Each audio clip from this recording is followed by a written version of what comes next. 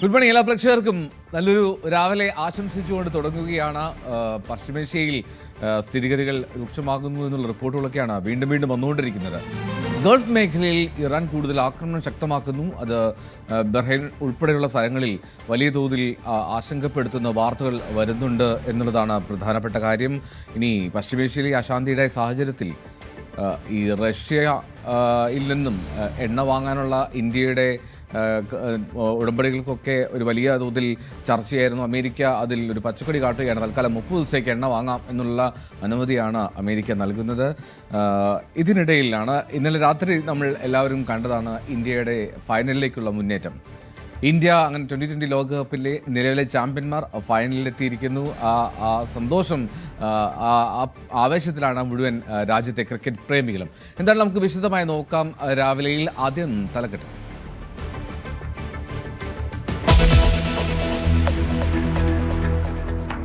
Gulf മേഖലയിൽ ആക്രമണം കടുപ്പിച്ച് Iran.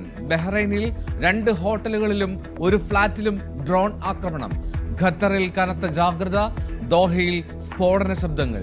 കുവൈറ്റിലെ US എംബസി പ്രവർത്തനം നിർത്തി. അമേരിക്കയുടെ കരയുദ്ധത്തിന് കാത്തിരിക്കുന്നുവെന്ന് ഇറാൻ നാഷണൽ സെക്യൂരിറ്റി കൗൺസിൽ തലവൻ. ഇറാന്റെ നാവിക വ്യോമസേനകളെ നിർവീര്യമാക്കിയെന്ന് ട്രംപ്.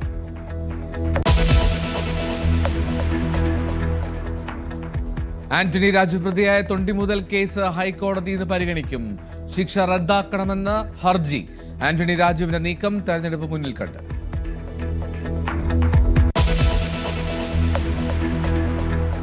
രണ്ടാം വർഷ higher secondary, vocational higher secondary പരീക്ഷകൾ ഇന്നു മുതൽ.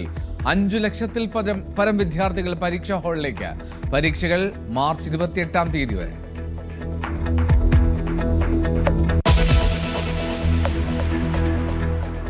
2 ദിവസത്തെ കേരള സന്ദർശനത്തിനായി രാഹുൽ ഗാന്ധി ഇന്ന് തിരുവനന്തപുരത്താണ്. രാഹുൽ എത്തുന്നത് തെലങ്കാന മുഖ്യമന്ത്രി രേവന്ത് റെഡ്ഡിക്കൊപ്പം കൊല്ലത്ത് ശിവഗിരി മഠത്തിന്റെ പരിപാടിയിൽ പങ്കെടുക്കും. നാളെ സമാപിക്കുന്ന പുതുയുഗ യാത്രയുടെ സമ്മേളനത്തിൽ മുഖ്യാതിഥി.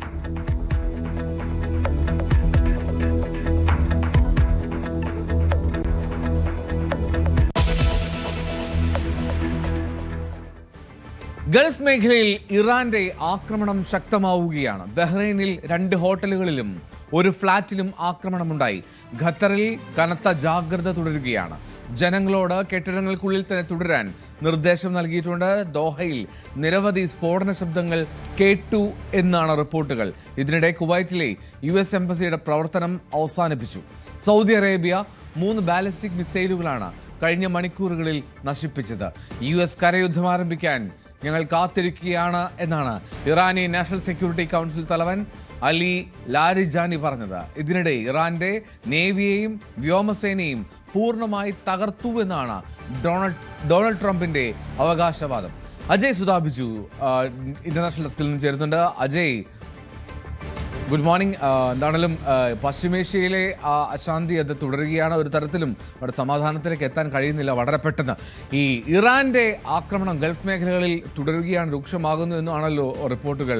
അതിൽ എന്തൊക്കെയാണ് ലഭ്യമാവുന്ന വിവരം? തീർച്ചയായിട്ടും ഇപ്പോൾ കഴിഞ്ഞ ദിവസം ആക്രമണങ്ങൾക്ക് ഏതാനും അയവുണ്ടായിരുന്നുവെങ്കിലും ഇന്നലെ ഇന്ത്യൻ സമയം ഉച്ച മുതൽ തന്നെ ഗൾഫ് മേഖലയിലേക്ക് വീണ്ടും ഇറാൻ ആക്രമണം വ്യാപിപ്പിച്ചിരിക്കുകയാണ്. ഇപ്പോൾ ലെബനനിലേക്ക് ഉൾപ്പെടെ യുദ്ധം വ്യാപിപ്പിക്കരുതെന്ന് ഇറാനോട് ഫ്രഞ്ച് പ്രസിഡന്റ് ഇമ്മാനുവൽ മാക്രോൺ നിർദ്ദേശം നൽകിയിരുന്നു. എന്നാൽ ലെബനനിലും ഇപ്പോൾ ആക്രമണം രൂക്ഷം തന്നെയാണ്. ടെഹ്റാനിലും നിലവിൽ സ്ഫോടന ശബ്ദങ്ങൾ കേൾക്കുന്നുണ്ട് എന്നാണ് അറിയാൻ സാധിച്ചിട്ടുള്ളത്. ടെഹ്റാനിലുള്ള ഒരു അന്താരാഷ്ട്ര സ്പോർട്സ് കോംപ്ലക്സ് തകർത്തതായിട്ടാണ് വിവരം. ആസാദി സ്പോർട്സ് കോംപ്ലക്സ് ആണ് തകർന്നതെന്നാണ് അറിയുന്നത്. ഇതിൽ ഇറാന്റെ ഭരണകൂടം പറയുന്നത് നിലവിൽ ഇത്തരത്തിലൊരു സ്പോർട്സ് കെട്ടിടത്തിന് നേരെ ആക്രമണം നടത്തിയത് അത് അന്താരാഷ്ട്ര നിയമങ്ങൾക്കും അതുപോലെ തന്നെ ഒളിമ്പിക്സ് ചാർട്ടറുകൾക്കും വിരുദ്ധമാണ് എന്നാണ് ഇറാൻ അറിയിക്കുന്ന ഒരു പ്രധാനപ്പെട്ട കാര്യം. അതുപോലെ തന്നെ ഗൾഫ് മേഖലയിലും പറഞ്ഞതുപോലെ ആക്രമണങ്ങൾ വീണ്ടും കടുത്ത രീതിയിൽ തന്നെ തുടരുകയാണ്. കുവൈറ്റിൽ ഇപ്പോഴും സൈറനുകൾ മുഴങ്ങിക്കൊണ്ടിരിക്കുകയാണ് എന്നാണ് വിവരം ലഭിച്ചിട്ടുള്ളത്. ശക്തമായിട്ടുള്ള ചില സ്ഫോടന ശബ്ദങ്ങളും പല സ്ഥലങ്ങളിലും കേട്ടതായിട്ട് റിപ്പോർട്ടുകളുണ്ട്. ജനങ്ങളോട് ജാഗ്രത പാലിക്കാനും പ്രത്യേക നിർദ്ദേശം നൽകിയിട്ടുണ്ട്. അതുപോലെ തന്നെ ദോഹയിലും സ്ഫോടന ശബ്ദങ്ങളുണ്ട്. ഖത്തറിൽ ജനങ്ങളോട് ജാഗ്രത പുലർത്താൻ തന്നെയാണ് നിർദ്ദേശം. അതുപോലെ തന്നെ ജനങ്ങളോട് തൽക്കാലം വീടിന് പുറത്തേക്ക് ഇറങ്ങരുത്, അതുപോലെ കെട്ടിടങ്ങൾക്കകത്ത് തന്നെ തുടരണം, അതുപോലെ ജനലുകൾക്ക് സമീപം പിന്നെ തുറസായ മേഖലകളിലൊന്നും നിൽക്കരുതെന്നും അറിയിപ്പുണ്ട്. കഴിഞ്ഞ ദിവസം സൗദി അറേബ്യയിൽ ഡ്രോണിൻ്റെ അവശിഷ്ടങ്ങൾക്ക് വീണ് 6 പേർക്ക് പരിക്കേൽക്കുന്ന സംഭവമുണ്ടായിരുന്നു. അപ്പോൾ ഇത്തരം കാര്യങ്ങൾ തുറസായ മേഖലകളിൽ നിന്ന് കഴിഞ്ഞാൽ ഇത്തരത്തിൽ ഡ്രോണിൻ്റെ അവശിഷ്ടങ്ങളും മറ്റും വീണും പരിക്കേൽക്കാനുള്ള സാധ്യതകളുണ്ട്. അതുകൊണ്ട് തന്നെ കഴിവതും കെട്ടിടങ്ങൾക്കകത്ത് തന്നെ ഈ സംഘർഷം വ്യാപിച്ചിരിക്കുന്ന പശ്ചാത്തലത്തിൽ തുടരാനാണ് പല ഗൾഫ് മേഖലയിലുമുള്ള രാജ്യങ്ങൾ ജനങ്ങൾക്ക് നിർദ്ദേശം നൽകിയിട്ടുള്ളത്. അതുപോലെ തന്നെ ബഹ്റൈൻ്റെ തലസ്ഥാനമായിട്ടുള്ള മനാമയിൽ 3 സ്ഥലങ്ങളിൽ ആക്രമണം നടന്നതായിട്ടുള്ള വിവരമുണ്ട്. 2 ഹോട്ടലുകളിലും ഒരു ഫ്ലാറ്റിലുമാണ് ഇത്തരത്തിൽ ആക്രമണം നടന്നത്. ആളപായമില്ല എന്നുള്ളതാണ് നിലവിൽ സൂചനകൾ ലഭിക്കുന്നത്. സൗദി അറേബ്യ ഇതിനിടെ 3 ബാലിസ്റ്റിക് മിസൈലുകൾ തകർത്തതായിട്ടാണ് വിവരം ലഭിക്കുന്നത്. അവരുടെ ഒരു എയർബേസ് ലക്ഷ്യമാക്കി വന്ന ബാലിസ്റ്റിക് മിസൈലുകളാണ് ഇത്തരത്തിൽ നശിപ്പിച്ചതായിട്ട് വിവരം ലഭിക്കുന്നത്. അതുപോലെ തന്നെ 30 ഇറാനിയൻ കപ്പലുകൾ തകർത്തു എന്നതാണ് US-ൻ്റെ സെൻട്രൽ കമാൻഡറിൻ്റെ വാദമെന്ന് പറയുന്നത്. അതുപോലെ തന്നെ ട്രംപും കഴിഞ്ഞ ദിവസം മാധ്യമങ്ങളോട് പ്രതികരിച്ചിരുന്നു. ട്രംപ് മാധ്യമങ്ങളെ അഡ്രസ്സ് ചെയ്യവേ പറഞ്ഞത് ഇറാൻ്റെ ഈ നേവൽ സംവിധാനവും അതുപോലെ തന്നെ എയർ ഡിഫൻസ് സിസ്റ്റവും അത് പൂർണ്ണമായിട്ടും തകർന്നു. അവരുടെ നിരവധി യുദ്ധവിമാനങ്ങളും അതുപോലെ തന്നെ ഡ്രോൺ കാരിയറുകളും ഇതിനോടകം തന്നെ US നശിപ്പിച്ചു കഴിഞ്ഞു. ഇനി അവർക്ക് തിരിച്ച് പ്രതിരോധിക്കാനുള്ള ശക്തിയില്ല. അതുകൊണ്ട് തന്നെ വളരെ പെട്ടെന്ന് തന്നെ ഈ യുദ്ധം അത് US വിജയിക്കും. ഇറാനെ പൂർണ്ണമായിട്ട് പരാജയപ്പെടുത്തി കഴിഞ്ഞിരിക്കുന്നു. ഇപ്പോൾ ഇറാനുള്ളിലേക്ക് കൂടുതൽ നിയന്ത്രണം കടുപ്പിക്കാനുള്ള നീക്കമാണ് നടത്തുന്നത് എന്നെല്ലാമാണ് ട്രംപ് നിലവിൽ വ്യക്തമാക്കിയിട്ടുള്ള കാര്യം. അപ്പോൾ ഇത്തരത്തിൽ ഇറാൻ്റെ ഡിഫൻസ് സിസ്റ്റം മുഴുവൻ തകർന്നതായിട്ട് ആണ് US ഇപ്പോൾ തുടർച്ചയായിട്ട് അവകാശപ്പെട്ടുകൊണ്ടിരിക്കുന്നത്. ഇതിനിടെ കഴിഞ്ഞ ദിവസം വൈറ്റ് ഹൗസിൽ നിന്നൊരു പ്രസ്താവന വന്നിരുന്നു. അതായത് ഈ ഹോർമുസ് കടലിടുക്ക് വഴിയുള്ള പ്രതിസന്ധി ഇത് നീക്കാനും US പൂർണ്ണമായിട്ട് ഒരുക്കമാണ്. അതായത് ഹോർമുസ് കടലിടുക്ക് വഴി കടന്നു പോകുന്ന എണ്ണക്കപ്പലുകൾക്ക് US-ൻ്റെ നേവിയുടെ പ്രത്യേക അകമ്പടി ഉണ്ടാകും. US-ൻ്റെ സുരക്ഷയോടെ തന്നെ ഈ കപ്പലുകൾക്ക് ഈ ഹോർമുസ് കടലിടുക്ക് വഴി കടന്നു പോകാൻ സാധിക്കും എന്നുമാണ് ഇന്നലെ വൈറ്റ് ഹൗസ് പ്രസ് സെക്രട്ടറി ആയിട്ടുള്ള കരോലിൻ ലെവിറ്റ് എക്സിൽ കുറിച്ചത്. അപ്പോൾ ഇത്തരത്തിൽ US-ൻ്റെ ഭാഗത്തു നിന്നുള്ള പ്രതിരോധങ്ങളും ശക്തമാണ്. ഇതിനിടെ ട്രംപ് മാധ്യമങ്ങളോട് സൂചിപ്പിച്ച മറ്റൊരു പ്രധാനപ്പെട്ട കാര്യമെന്ന് പറയുന്നത് ഇറാനിൽ അടുത്ത സുപ്രീം ലീഡർ ആരാണെങ്കിലും അത് US-ൻ്റെ കൂടി സമ്മതപ്രകാരമുള്ള ആളായിരിക്കും. ഇപ്പോൾ ഖമനയുടെ മകനായിട്ടുള്ള മുജിതബ ഖമനൈ അത് ഒരിക്കലും അനുയോജ്യനായിട്ടുള്ള നേതാവല്ല. അടുത്ത സുപ്രീം ലീഡർ ആകാൻ വേണ്ടി ഒരു അനുയോജ്യനായ ആളല്ല. US-ന് കൂടി താല്പര്യമുള്ള ആളെയായിരിക്കും ഈ സ്ഥാനത്ത് അവരോധിക്കുക എന്നാണ് ട്രംപ് പറയുന്നത്. എന്തായാലും അത് ആരാണ്, ഏത് തരത്തിലുള്ള വ്യക്തിയായിരിക്കും എന്നതൊന്നും നിലവിൽ സൂചനകളില്ല. എന്തായാലും ട്രംപ് നേരത്തെ സൂചിപ്പിച്ചിരുന്ന ഒരു പ്രസ്താവന എന്ന് പറഞ്ഞിരുന്നത് 4 ആഴ്ച ഈ യുദ്ധം നീളും എന്നുള്ളതാണ്. ഇപ്പോൾ ഈ ഒരു നിലവിലെ പശ്ചാത്തലത്തിൽ സാധ്യതകൾ കാണുന്നത് ഈ ഒരു 4 ആഴ്ചയോളം ഇത്തരത്തിൽ വ്യോമാക്രമണങ്ങൾ കഴിഞ്ഞ വർഷം ഒരു 10-12 ദിവസം നീണ്ടു നിന്ന ഒരു യുദ്ധം US-ഉം ഇസ്രായേലും അതുപോലെ തന്നെ ഇറാനും തമ്മിലുണ്ടായിരുന്നു. അതൊരു 12 ദിവസങ്ങൾക്ക് ശേഷം അവസാനിക്കുന്ന ഒരു കാര്യമാണ് നമുക്ക് കാണാൻ സാധിച്ചത്. എന്നാൽ നിലവിലുള്ള യുദ്ധം ട്രംപ് അവകാശപ്പെട്ടതുപോലെ ഒരു 4 ആഴ്ച തന്നെ തുടരാനുള്ള സാധ്യതകളാണ് നിലവിൽ കാണുന്നത്. 3 കക്ഷികളും നിലവിൽ കീഴടങ്ങാൻ തയ്യാറല്ല. 3 കക്ഷികളും തുടർച്ചയായിട്ട് ആക്രമണങ്ങൾ നടത്തിക്കൊണ്ടിരിക്കുകയാണ്. 4 ആഴ്ച കഴിഞ്ഞാൽ കഴിഞ്ഞ വർഷം ഈ യുദ്ധത്തിൽ എങ്ങനെയാണോ ട്രംപ് അവകാശപ്പെട്ടത് അതുപോലെ തന്നെ അമേരിക്ക യുദ്ധം ജയിച്ചു എന്നൊരു അവകാശവാദം ഉന്നയിച്ചുകൊണ്ട് ഇത് അവസാനിപ്പിക്കാൻ തന്നെയാണ് സാധ്യത. ഇറാൻ പോലെ നിരവധി ഒരു ഭൂമിശാസ്ത്രപരമായി തന്നെ ഇറാനിയൻ സേനയ്ക്ക് IRGCക്ക് അഡ്വാൻറ്റേജ് അഡ്വാൻറ്റേജുള്ള ഒരു മേഖലയിലേക്ക് US ആക്രമണം നടത്താൻ ഒരുങ്ങില്ല എന്നാണ് നമുക്ക് കരുതാൻ സാധിക്കുന്നത്. അതുപോലെ തന്നെ ഇറാൻ്റെ നാഷണൽ കൗൺസിൽ നേതാവായ അത് സുപ്രധാനമായിട്ടുള്ള കാര്യമാണ്. ഒരു കരയുദ്ധത്തിലേക്ക് അങ്ങനെയാണെങ്കിൽ ഞങ്ങൾ കാത്തിരിക്കുന്നു എന്ന് ഇറാൻ പറയുന്നതിൽ തന്നെ അതിൻ്റെ ഒരു സാഹചര്യം കൂടിയുണ്ട്. പക്ഷേ ഈ ട്രംപ് പറയുന്നൊരു കാര്യം, no air force no air defence, ഇറാൻ്റെ എയർഫോഴ്സിനെ പൂർണ്ണമായും തകർത്തു എന്നാണല്ലോ അമേരിക്കയുടെ അവകാശവാദം. അത്തരം വിവരങ്ങളിൽ ഇറാൻ എന്തെങ്കിലും പങ്കുവയ്ക്കുന്നുണ്ട്? അവരുടെ വ്യോമസേനയെ ഇത്ര നാശം സംഭവിച്ചു എന്നുള്ളതിൽ എന്തെങ്കിലും സൂചനയോ സ്ഥിരീകരണമോ അവർ നൽകുന്നുണ്ടോ? ഇറാൻ നിലവിൽ ഇത്തരം കാര്യങ്ങളൊന്നും പറയുന്നില്ല. പകരം US-ൻ്റെ തന്നെ ചില ഈ കപ്പലുകളും ചില ഓയിൽ ടാങ്കറുകളും അതുപോലെ തന്നെ അവരുടെ ചില യുദ്ധവിമാനങ്ങളും ഇതിനോടകം തന്നെ തകർത്ത് കഴിഞ്ഞു എന്നതാണ് ഇറാൻ്റെ ഒരു അവകാശവാദം. അവരുടെ IRGC ഇതിനോടകം തന്നെ നിരവധി ഇത്തരം ഒരു ഈ ഓയിൽ ടാങ്കറുകളും അതുപോലെ തന്നെ മിസൈൽ കാരിയറുകളും നശിപ്പിച്ചതായിട്ടുള്ള വിവരങ്ങൾ പുറത്തുവിട്ടിട്ടുണ്ട്. അതുപോലെ തന്നെ ഇപ്പോൾ നേരത്തെ സൂചിപ്പിച്ച ഒരു കാര്യമാണ് ഈ അലി ലാരിജാനി, ഇറാൻ്റെ നാഷണൽ കൗൺസിൽ നേതാവായിട്ടുള്ള അലി ലാരിജാനിയാണ് പറഞ്ഞത് ഈ കരയുദ്ധം തുടങ്ങാനായിട്ട് ഞങ്ങൾ കാത്തിരിക്കുന്നു എന്ന് അദ്ദേഹം വ്യക്തമാക്കുകയുണ്ടായി. അതായത് കരയുദ്ധം തുടങ്ങുകയാണെങ്കിൽ പൂർണ്ണമായിട്ടും ഇറാൻ്റെ ഭൂപ്രകൃതി വെച്ച് ഇറാൻ ഒരു മേൽക്കൈ ഉണ്ടാകും. പ്രത്യേകിച്ച് ഈ ഹോർമുസ് കടലിടുക്ക് തന്നെ നിരവധി പർവ്വതങ്ങളുള്ള ഒരുപാട് മരുഭൂമികളുള്ള ഒരു മേഖലയാണ് ഹോർമുസ് കടലിടുക്കിന് അപ്പുറമുള്ള ഒരു ഇറാൻ എന്ന് പറയുന്നത്. അപ്പോൾ ഇത്തരത്തിൽ ഈ പർവ്വതങ്ങളും മരുഭൂമികളും എല്ലാം ഒരു മേഖലയിൽ US സൈനികർക്ക് മുന്നോട്ട് പോകാനുള്ള ഒരു അധികം മുന്നിട്ട് നീങ്ങാനുള്ള ഒരു സാധ്യതകൾ കുറവാണ് എന്നതാണ് ഇറാൻ പ്രവചിക്കുന്നത്. അതുകൊണ്ട് തന്നെ കരയുദ്ധം തുടങ്ങിയാൽ പൂർണ്ണമായിട്ടും US-ന് ഒരു തിരിച്ചടി നൽകാനാകും എന്നതാണ് ഇറാൻ്റെ പ്രതീക്ഷ.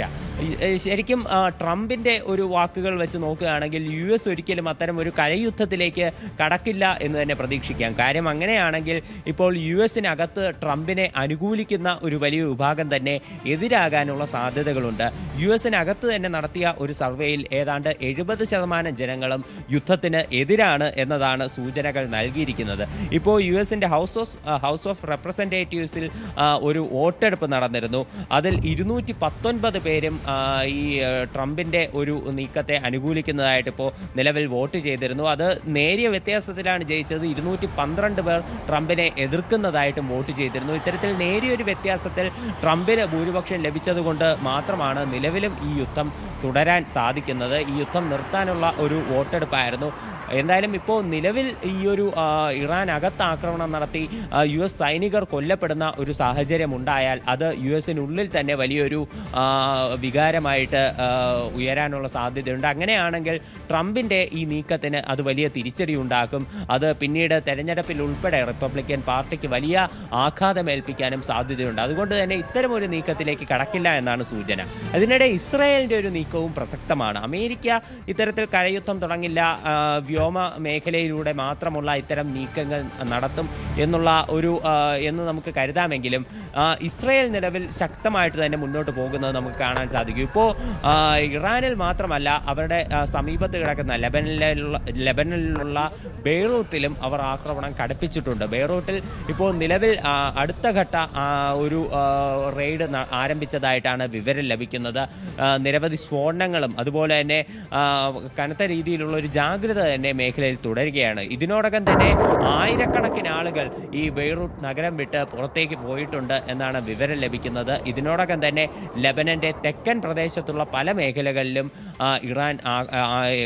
ഇസ്രായേൽ ആക്രമണം നടത്തിക്കഴിഞ്ഞു. ഇപ്പോഴും മേഖലയിൽ സംഘർഷം അതിരൂക്ഷമായിട്ട് തന്നെ തുടരുകയാണ്. ഈ ഹിസ്ബുള്ള ഗ്രൂപ്പിനെ കൂടി പൂർണ്ണമായിട്ടും നശിപ്പിക്കാനുള്ള ഒരു നീക്കം തന്നെയാണ് ഇസ്രായേലിൻ്റെ ഭാഗത്തു നിന്നുണ്ടായിരിക്കുന്നത്. അതായത് മേഖലയിൽ അവർക്ക് ഭീഷണിയായിട്ടുള്ള ഇറാനെ തകർക്കുക മാത്രമല്ല ലക്ഷ്യം, ഈ ഹിസ്ബുള്ള ഗ്രൂപ്പിനെ കൂടി പൂർണ്ണമായിട്ടും തകർത്തുകൊണ്ട് ഈ പശ്ചിമേഷ്യയിൽ തങ്ങളുടെ ഒരു ശക്തി അത് അരക്കിട്ടുറപ്പിക്കുക, അത് തന്നെയാണ് ഇറാൻ്റെ ഒരു നീക്കമെന്ന് പറയുന്നത്. അവരുടെ പുതിയ ഒരു രീതികൾ കാണുമ്പോൾ നമുക്ക് അങ്ങനെയാണ് മനസ്സിലാക്കാൻ സാധിക്കുന്നത്. ടെഹ്റാനിൽ വീണ്ടും സ്ഫോടന ശബ്ദങ്ങൾ കേട്ടതായിട്ടാണ് വിവരം ലഭിക്കുന്നത്. പല സ്ഥലങ്ങളിലും ഇപ്പോൾ പുകപടലങ്ങളും മറ്റും ഉയരുന്നതായിട്ട് വിവരം ലഭിച്ചിട്ടുണ്ട്. അതുപോലെ തന്നെ ടെല്ലവീവിൽ മിസൈൽ ഇസ്രായേലും ഡ്രോൺ ആക്രമണവും നടത്തിയെന്ന് IRGC പറയുന്നുണ്ട്. എന്നാൽ ഇസ്രായേലിൻ്റെ ഭാഗത്തു നിന്ന് ഇത്തരം ഒരു സ്ഥിരീകരണം ഉണ്ടായിട്ടില്ല. അവർ ഇപ്പോൾ നിലവിൽ ഇറാൻ അല്ലാതെ കൂടുതൽ ഈ ലെബനൻ മേഖല കേന്ദ്രീകരിച്ചാണ് ആക്രമണം തുടരുന്നത് എന്നാണ് നമുക്ക് കാണാൻ സാധിക്കുന്നത്. ഇസ്രായേൽ നിലവിൽ ഇറാനിലുള്ള ശ്രദ്ധ ഒന്ന് കുറച്ചിട്ടുണ്ട്. പകരം ഒരു പ്രതിരോധ മാർഗങ്ങൾ ഇറാനിൽ നിന്ന് വരുന്ന മിസൈലുകളും ഡ്രോണുകളും പ്രതിരോധിക്കുക, അത്തരമൊരു നടപടി സ്വീകരിച്ചുകൊണ്ട് നിലവിൽ അവർ അവരുടെ ഫോഴ്സുകളെ കൂടുതൽ വിന്യസിച്ചിരിക്കുന്നത് ലെബനൻ മേഖലയിലാണ്. ഈ ഹിസ്ബുള്ള ഗ്രൂപ്പ് അവർക്ക് ഇറാൻ പിടിച്ചടക്കുന്നതിൽ, ഇറാനിലൊരു സ്വാധീനം ഉറപ്പിക്കുന്നതിൽ വലിയൊരു ഭീഷണിയാകാൻ സാധ്യതയുണ്ട്. അതുകൊണ്ട് തന്നെ താരതമ്യേന ഇറാനേക്കാൾ ശക്തി കുറഞ്ഞ ഹിസ്ബുള്ള ഗ്രൂപ്പിനെ ആദ്യം തകർത്തുകൊണ്ട് പിന്നീട് ഇറാനിൽ ഒരു സ്വാധീനം വ്യാപിപ്പിക്കുക, ഇത് തന്നെയാണ് അവരുടെ ഒരു ഉദ്ദേശമെന്ന് നമുക്ക് ഇതിലൂടെ മനസ്സിലാക്കാൻ സാധിക്കും. അതുപോലെ തന്നെ ഇപ്പോൾ നിരവധി ഒരു ഡ്രോണുകളും ഏതാണ്ട് 6 ഡ്രോണുകളും 125 ബാലിസ്റ്റിക് മിസൈലുകളും തകർത്തതായിട്ട് എല്ലാം ഇപ്പോൾ ഇസ്രായേൽ സൂചനകൾ നൽകുന്നുണ്ട്. ഇപ്പോൾ ഇറാൻ്റെ ഭാഗത്തു നിന്ന് ഇപ്പോൾ ഇതിനോടകം തന്നെ നിരവധി ഡ്രോൺ അറ്റാക്കുകളും മിസൈൽ അറ്റാക്കുകളും ഉണ്ടായി കഴിഞ്ഞു. ഇതെല്ലാം പൂർണ്ണമായിട്ട് തകർത്തതായിട്ടാണ് ഇസ്രായേലിൻ്റെ ഒരു അവകാശവാദം. UAE പ്രതിരോധ മന്ത്രാലയം വ്യക്തമാക്കുന്നത് അവർ കഴിഞ്ഞ മണിക്കൂറിനിടെ ഒരു മിസൈലും 6 ഡ്രോണുകളും രാജ്യത്ത് പതിച്ചത് നശിപ്പിച്ചു എന്നാണ് പറയുന്നത്. അതുപോലെ തന്നെ ഇപ്പോൾ ഈ അസർബൈജാൻ്റെ ഭാഗത്തു നിന്നുള്ളൊരു കാര്യം തന്നെയാണ് ഒരു കഴിഞ്ഞ ദിവസം ഉണ്ടായിട്ടുള്ള ഒരു പ്രധാന ഒരു സംഭവം എന്ന് പറയുന്നത്. കാര്യം അസർബൈജാനിൽ 3 സ്ഥലങ്ങളിൽ ഡ്രോൺ ആക്രമണം ഉണ്ടായി. ഈ അസർബൈജാനിലേക്ക് ആക്രമണം നടത്തിയത് ഇറാനിയൻ ഡ്രോണുകളാണെന്നാണ് അസർബൈജാൻ്റെ വിദേശകാര്യ മന്ത്രാലയം വ്യക്തമാക്കുന്നത്. പക്ഷേ ഇത്തരമൊരു ആക്രമണം അസർബൈജാനിൽ നടത്തിയിട്ടില്ല എന്നതാണ് ഇറാൻ്റെ അവകാശവാദം. ഇതിനോടകം തന്നെ ഇസ്രായേലും അതുപോലെ തന്നെ മറ്റ് പശ്ചിമേഷ്യൻ രാജ്യങ്ങളും ഇതിനെ അപലപിച്ചുകൊണ്ട് രംഗത്തെത്തിയിട്ടുണ്ട്. അസർബൈജാൻ പറയുന്നത് ഇതിന് തക്കതായിട്ടുള്ള മറുപടി നൽകുമെന്നാണ്. എന്നാൽ ഇറാൻ പറയുന്നത് ഇത്തരമൊരു ആക്രമണം ഇറാൻ നടത്തിയിട്ടില്ല. ഇറാൻ്റെ ലക്ഷ്യമെന്ന് പറയുന്നത് ശത്രുക്കളുടെ സൈനിക ബേസുകളും അതുപോലെ തന്നെ മറ്റ് ശത്രു താവളങ്ങളുമാണ്. ഇത്തരമൊരു ആക്രമണം അതൊരിക്കലും ഇറാൻ നടത്തില്ല എന്ന് പറയുന്നു. പക്ഷേ ഇറാനിയൻ ഡ്രോൺ തന്നെയാണ് അവിടെ നിന്ന് കണ്ടെത്തിയത് എന്നാണ് ഇവർ ഇപ്പോൾ ഈ ഒരു അസർബൈജാൻ്റെ ഭാഗത്തു നിന്ന് വ്യക്തമാക്കുന്നത്. ഈ IRGC ഇതിനോടകം തന്നെ 20ാം ഘട്ട ആക്രമണം ആരംഭിച്ചതായിട്ടാണ് ഇന്നലെ രാത്രി, ഇന്ത്യൻ സമയം ഇന്നലെ രാത്രി തന്നെ പുറത്തു വന്ന വിവരമെന്ന് പറയുന്നത്. എന്തായാലും ആക്രമണം അത് IRGC കൂടുതൽ കടുപ്പിച്ചുകൊണ്ടിരിക്കുകയാണ്.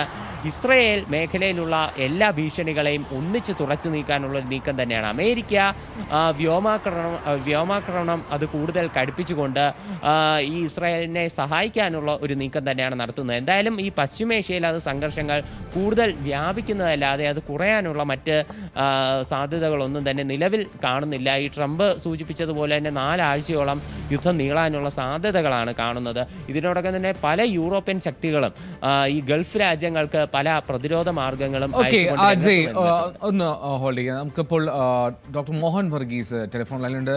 ഡോക്ടർ മോഹൻ വർഗീസ്, ഈ പ്രശ്നങ്ങളൊക്കെ ഈ അശാന്തമായി തുടരുമ്പോഴും ഗൾഫ് മേഖലയിൽ ഇറാൻ ആക്രമണം ശക്തമാക്കുന്നു എന്ന് റിപ്പോർട്ടുകൾ വരുന്നു. അതായത് ബഹ്റൈനിൽ ഹോട്ടലുകൾക്ക് നേരെ ആക്രമണം ഉണ്ടാവുന്നു, കുവൈത്തിൽ, അത്തരത്തിൽ ഗൾഫ് മേഖലയിൽ ആക്രമണം തുടരുകയാണ് ഇറാൻ.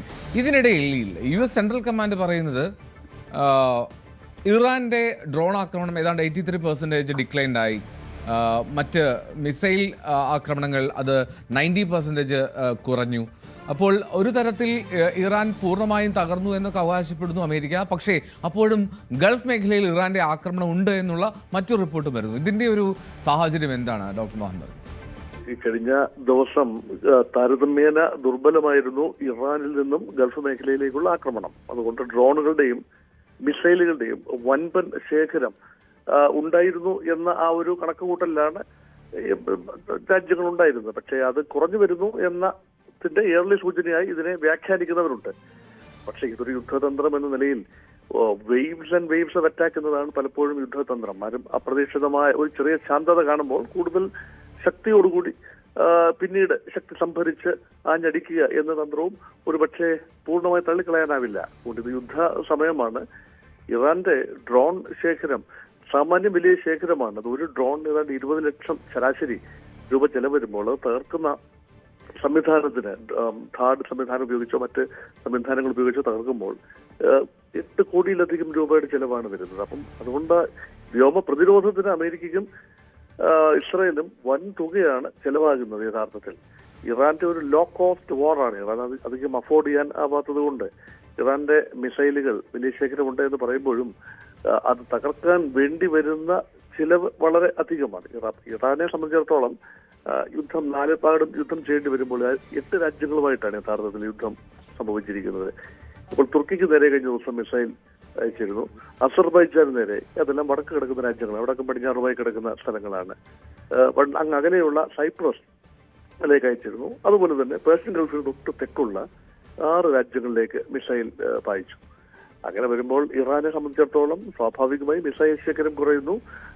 അവരുടെ അവതാഴിയിലെ അവസാന അസ്ത്രവും അല്ലെങ്കിൽ അവസാന ആയുധവും പ്രയോഗിച്ച് കഴിയാതെ ഇറാൻ പൂർണ്ണമായി ഒരുപക്ഷെ ഇറാന്റെ പോരാട്ടം അവസാനിക്കുന്നില്ല. അങ്ങനെ അവസാനിച്ചു കഴിഞ്ഞാൽ പോലും ഇറാന്റെ കരയാണ് ഇറാന്റെ ശക്തി. കരയുദ്ധത്തിലേക്ക് വലിച്ചഴക്കുക എന്നത് തന്നെയാണ്. മിസൈൽ ശേഖരം പൂർണ്ണമായിട്ടും അവസാനിക്കുകയും ഇറാനിൽ നിന്നുള്ള ആക്രമണം പൂർണ്ണമായി അവസാനിക്കുകയും ചെയ്താൽ പോലും ഭരണമാറ്റം സാധ്യമാകണമെങ്കിൽ ഒരുപക്ഷെ കരയിൽ ഇറങ്ങിയുള്ള ബലപ്രയോഗം നടത്തേണ്ടി വരും എന്ന അവസ്ഥയിൽ നിൽക്കുമ്പോൾ Iran may be gearing up for a land based battle. അതായത് ഒരു ഏറിയൽ അറ്റാക്ക് കൊണ്ട് മാത്രം ഒരിക്കലും പൂർണ്ണമായി ലക്ഷ്യങ്ങൾ കൈവരിക്കാനാവില്ല. ലക്ഷ്യങ്ങൾക്ക് വേണ്ടിയുള്ള വഴി ഒരുക്കുക എന്നത് മാത്രമാണ് ഏറിയൽ ബോംബാർഡ്മെന്റ് കൊണ്ട് ഉദ്ദേശിക്കുന്നത്. ആ രീതിയിലാണ് കാര്യങ്ങൾ മുന്നോട്ട് പോയിക്കൊണ്ടിരിക്കുന്നത്. ഈ കരസേന അത്തരത്തിലൊരു എൻട്രി നടത്താനുള്ള സാഹചര്യമുണ്ടോ ഡോക്ടർ മോഹൻ വർഗീസ്? കാരണം ഇറാനിലെ ഭൂമിപരമായിട്ടുള്ള പ്രത്യേകതകൾ, ടെഹ്റാന്റെ ഒരു ലൊക്കേഷൻ ഒക്കെ നോക്കുമ്പോൾ അത്ര എളുപ്പത്തിൽ പ്രവേശിക്കുക സാധ്യമല്ല. അവിടെയാണ് താങ്കൾ പറഞ്ഞതുപോലെ ഒരു നേതൃമാറ്റം കൊണ്ടുവരണമെങ്കിൽ ഒരു കരസേനയുടെ എൻട്രി അനിവാര്യവുമാണ്. ഡൊണാൾഡ് ട്രംപ് പറയുന്നു തങ്ങൾക്ക് പറ്റിയ ആൾ മാത്രമേ അവിടെ നേതാവായി കൊണ്ടുവരാൻ കഴിയൂന്ന്. അപ്പോൾ ഇതൊക്കെ കേവലം ഞങ്ങൾ ജയിച്ചു എന്നൊരു അവകാശവാദം നടത്തി യുദ്ധം അവസാനിപ്പിക്കാനല്ലേ സാധ്യത ഏറ്റവും ഒടുവിൽ? അങ്ങനെയുള്ള സാധ്യതയാണ്. ജയിച്ചു എന്ന അവകാശവാദത്തോടുകൂടി ഏകപക്ഷീയമായ ഒരു പിന്മാറ്റം, ഇതാണ് ഏറ്റവും കരണീയമായ കാര്യം. ഏറ്റവും പ്രതീക്ഷിക്കുന്ന ഒരു കാര്യവും അങ്ങനെ തന്നെയാണ്. അമേരിക്കയ്ക്ക് വേണമെങ്കിൽ പറയാം, ഇസ്രായേലും അമേരിക്കയ്ക്കും ചേർന്നുകൊണ്ട് പറയാം, തങ്ങൾ ഉദ്ദേശിച്ച ഇറാന്റെ എല്ലാ വിപത്തും തങ്ങൾ എലിമിനേറ്റ് ചെയ്തിരിക്കുന്നു. ഇറാന്റെ കയ്യിലുള്ള മിസൈൽ ശേഖരത്തിന്റെ 90% തങ്ങൾ തകർത്തു കഴിഞ്ഞു. ഇനി ഇറാൻ ഒരു മിസൈൽ ശക്തിയാകാനാവില്ല. പിന്നീട് ആണവ പദ്ധതി, അത് അടുത്ത 10 വർഷത്തേക്കെങ്കിലും ആണവ സജ്ജീകരണങ്ങളുമായി മുന്നോട്ട് പോകാനാവാത്ത രീതിയിൽ ഇറാന്റെ ആണവ നിലയങ്ങൾ തങ്ങൾ പൂർണ്ണമായി തകർത്തു കഴിഞ്ഞു. അതുപോലെ തങ്ങൾ ഏറ്റവും ആഗ്രഹിച്ച ഒരു കാര്യമാണ് ഭരണത്തിലിരിക്കുന്ന അയത്തുള്ള അലി ഖൊമൈനി എന്ന വ്യക്തി, ആ വ്യക്തിയുടെ ചുറ്റുപാടുമുള്ള ടീം, അത് ആദ്യ ദിവസം തന്നെ എലിമിനേറ്റഡ് ആയി. പക്ഷെ ആ സംവിധാനം തുടരുന്നു. അത് ഒരുപക്ഷെ ഭാവിയിൽ അത് കൈകാര്യം ചെയ്യാം എന്ന മട്ടിലാണ്. അതുകൊണ്ട് തങ്ങൾ ഉദ്ദേശിച്ച ലക്ഷ്യങ്ങളെല്ലാം തന്നെ നേടിയെടുത്ത സ്ഥിതിക്ക് ഇനി ഒരു പോരാട്ടത്തിന് സാധ്യതയില്ല. അതുകൊണ്ട് തങ്ങളിതാ യുദ്ധം അവസാനിപ്പിക്കുന്നു എന്ന് പറയാനാണ് സാധ്യത ഒന്ന്. ഇനി അതല്ല, ഏതെങ്കിലും കാരണവശാൽ തങ്ങൾ ഉദ്ദേശിക്കുന്ന ആളെ തന്നെ അവിടെ വെക്കണം എന്നാണ് എങ്കിൽ 2-3 ഓപ്ഷൻസ് അമേരിക്കയുടെ മുമ്പിലുണ്ട്. ആ ഓപ്ഷൻ നമ്പർ 1 അത് സാധ്യതാപരം മാത്രമാണ്. അതാണ് പ്രൊജക്റ്റഡ് ഒരു പിക്ചർ മാത്രമാണിത്. സാധ്യത 1 എന്ന് പറയുന്നത് വലിയ രീതിയിലുള്ള അസംതൃപ്ത ജനങ്ങളുടെ ഇടയിൽ ഉണ്ട് എന്നത് വളരെ വസ്തുതയാണ്. യുദ്ധം കാരണം വല്ലാതെ നടുപൊടിയുന്ന ഇറാനിയൻ ഇക്കോണമി. അതുകൊണ്ട് യുദ്ധം അവസാനിച്ചു കഴിഞ്ഞാൽ ജനം തെരുവിലിറങ്ങും എന്നതിൽ യാതൊരു സംശയവുമില്ല. ആ രാജ്യത്തെ യുദ്ധത്തിലേക്ക് വലിച്ചഴിച്ച സർക്കാരിനെതിരെ ജനം തെരുവിലിറങ്ങിയേക്കാം. ഇപ്പോൾ അവിടെ ഒരു നേതൃത്വം ഇല്ല എന്നത് സത്യമാണ്. ഒരു പ്രതിപക്ഷ നേതൃത്വമില്ല, ഒരു പ്രതിപക്ഷ പാർട്ടിയില്ല, ഒരു കൃത്യമായ ഒരു മുഖമില്ല. ഒരു ഒറ്റ തിരിഞ്ഞുള്ള പ്രതിഷേധങ്ങളാണ്, പ്രക്ഷോഭങ്ങളാണ് നടക്കുന്നത്. പക്ഷേ കുറച്ച് നാളുകൾക്കുള്ളിൽ ഒരു ഉരുത്തിരിഞ്ഞ് വരുന്ന ഒരു നേതൃത്വം ഉണ്ടാകാം. ആ നേതൃത്വവുമായി ചർച്ച ചെയ്ത് ഒരുപക്ഷെ അമേരിക്കയ്ക്ക് മുന്നോട്ട് പോകാനാവുമായിരിക്കാം. പക്ഷെ ആ നേതൃത്വം എന്ന് പറയുന്നതും അത് വ്യാപകമായ രാജ്യമാണ്. 9 കോടി ജനങ്ങളുള്ള ഒരു വലിയ രാജ്യം. അത് അത്ര എളുപ്പമുള്ളൊരു കാര്യമല്ല. അതിനേക്കാൾ കുറച്ചുകൂടെ സാധ്യതയുള്ളത് ഇറാനിയൻ റവല്യൂഷണറി ഗാർഡ് കോർ, ആ ഒരു സംവിധാനം ഒരുപക്ഷെ ഇപ്പോൾ ഫോം ആണെന്ന് തോന്നാം. പക്ഷെ അതിനുള്ളിൽ വലിയ രീതിയിൽ അമേരിക്ക ചില സ്വാധീനങ്ങൾ ഉറപ്പിച്ചിട്ടുണ്ടാവണം. മുൻകാലങ്ങളിൽ അങ്ങനെ ഉണ്ടായിരുന്നു. അങ്ങനെയാണ് ചാരന്മാരെ അതിന്റെ ഭരണകേന്ദ്രങ്ങളിലെ മിക്ക ഇടങ്ങളിലും സൈന്യത്തിൽ ഉൾപ്പെടെ അമേരിക്കയും ഇസ്രായേലും ചാരന്മാരെ നിയോഗിച്ചിരുന്നത് കൊണ്ടാണ് വലിയ രീതിയിൽ വധങ്ങൾ നടന്നത്. ഇറാനിൽ മുൻകാലങ്ങളിൽ വധങ്ങൾ നടന്നത്. അതുപോലെ വലിയൊരു വിഭാഗം IRGC നേതൃത്വത്തിലുള്ളവരെയും അതുപോലെ സൈന്യത്തിന്റെ നേതൃത്വത്തിലുള്ളവരെയും കയ്യിലെടുത്തുകൊണ്ട് അനുകൂല സാഹചര്യം വരുമ്പോൾ അവർ ഒരു ഭരണ അട്ടിമറിക്ക് അകത്ത് നിന്നുകൊണ്ട് തന്നെ ശ്രമിച്ചു കൂടായികയില്ല. സ്വാഭാവികമായി പരിശോധിക്കാവുന്ന കാര്യമാണ്. അതേക്കുറിച്ചുള്ള വിവരങ്ങൾ വന്നിട്ടില്ല. അതൊരു സാധ്യതമാണ്. ഒരു പക്ഷേ കഠിനമായൊരു സാധ്യതയുണ്ട്. വടക്കൻ പ്രദേശം കുർദ് മേഖല, അവിടെ കുർദ് ഡെമോക്രാറ്റിക് പാർട്ടി KDP ശക്തമായ അണികളൊരു പാർട്ടി സംവിധാനവും ഒരു റെസിസ്റ്റൻസ് ഫോഴ്സുമാണ്. ഇറാന്റെ വടക്ക് മാത്രമല്ല, ഇറാഖിന്റെ വടക്ക് കിഴക്കൻ ഭാഗത്തും കുർദിഷ് ആർമി ശക്തമാണ്. അവിടെ ഒരു പ്രതിരോധ സേന പോലെയുണ്ട്. അത് പൂർണ്ണമായ ഒരു രാജ്യമല്ല എങ്കിൽ പോലും കുർദിസ്ഥാൻ എന്ന ഒരു പ്രദേശം രാജ്യമായി മാറണമെന്ന് ആഗ്രഹിക്കുന്നു. തുർക്കിയുടെ കിഴക്കൻ പ്രദേശം, ഇറാന്റെ വടക്ക് പടിഞ്ഞാറൻ പ്രദേശം, ഇറാഖിന്റെ വടക്ക് പ്രദേശം എല്ലാം ചേർന്ന സിറിയയുടെ പ്രദേശങ്ങൾ, ഇതെല്ലാം ചേർന്ന കുർദ് മേഖല ഒരു സ്വതന്ത്ര പരമാധികാര രാജ്യമാകണമെന്ന് ആഗ്രഹിക്കുന്നു. അതിലേക്കുള്ള ചവിട്ടുപടി എന്ന നിലയിൽ അമേരിക്കയ്ക്ക് വേണമെങ്കിൽ ഒരു ചെറിയ പ്രതീക്ഷ കൊടുക്കാൻ കഴിയും. കുർദ് പോരാളികളെ രംഗത്തിറക്കിക്കൊണ്ട് ഇറാന്റെ വടക്ക് ഭാഗത്തെ നിങ്ങളിതാ യുദ്ധം ചെയ്യൂ, ഇറാനെതിരെ യുദ്ധം ചെയ്യൂ, അത് ജയിച്ചു വന്നാൽ ഒരു രാജ്യം എന്ന നിങ്ങളുടെ സ്വപ്നം പൂർത്തീകരിക്കും. അറ്റ്ലീസ്റ്റ് ഇറാന്റെ വടക്ക് പടിഞ്ഞാറെങ്കിലും അങ്ങനെ ഒരു രാജ്യം സാധ്യമാകും എന്ന പ്രതീക്ഷ കുർദ് പോരാളികൾക്ക് കൊടുക്കാൻ സാധിക്കും.